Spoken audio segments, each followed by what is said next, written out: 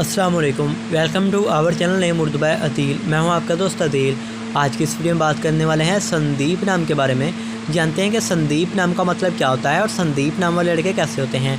तो अगर अभी तक आपने हमारे चैनल को सब्सक्राइब नहीं किया तो ज़रूर सब्सक्राइब कर दें, साथ वाले घंटी वाले बटन पर ज़रूर क्लिक कर दें। संदीप नाम का मतलब रोशनी, चमक, एक हल्का चिराग, हरासा करना मर्द के होते हैं और नेकी के भी होते हैं। संदीप नाम की तख्लीक ज़बान में बात की जाए तो ये एक हिंदी ज़बान का नाम है। संदीप जिन्स लड़का होता है। संदीप नाम का खुशकिस्मत नंबर 5 माना जाता है। संदीप नाम का मज़ाहिब हिंदू होता है। संदीप नाम की लकी तारीखें 1, 3, 7, 8, 9, 13 और 17 होती हैं। संदीप नाम का बेहतरीन वक़्त 3 AM से लेकर 5 AM तक होता है।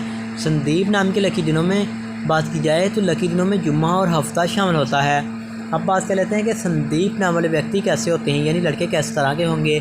आप ज़िंदगी की बारीकियों को जानना चाहते हैं, आप ज़िंदगी के हर पहलू को समझना चाहते हैं। संदीप नाम के हाकिम सियारे में यूरेनस शामिल होगा।